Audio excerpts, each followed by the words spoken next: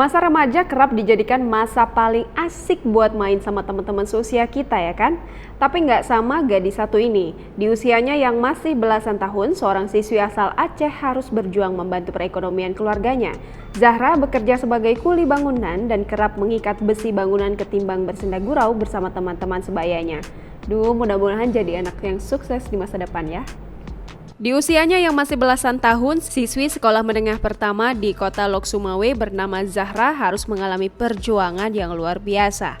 Di balik tubuh mungilnya, Zahra rupanya bekerja sebagai kuli bangunan. Zahra lebih sering mengikat besi bangunan ketimbang bersendau gurau bersama teman-teman sebayanya.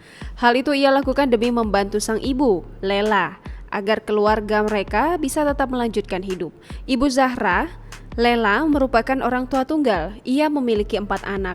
Anak sulungnya Ilham Hidayat kini telah tamat SMA, sedangkan 3 anak lainnya masih bersekolah.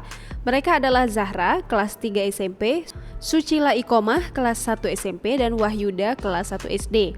Sehari-hari Lela bekerja sebagai buruh cuci pakaian agar anak-anaknya bisa makan dan mengenyam pendidikan.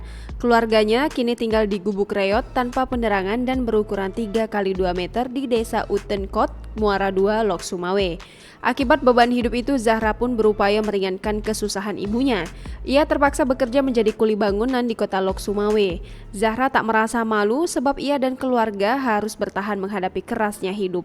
Menurutnya, hasil keringatnya bisa dipergunakan untuk membantu sang ibunda mencukupi kebutuhan hidup.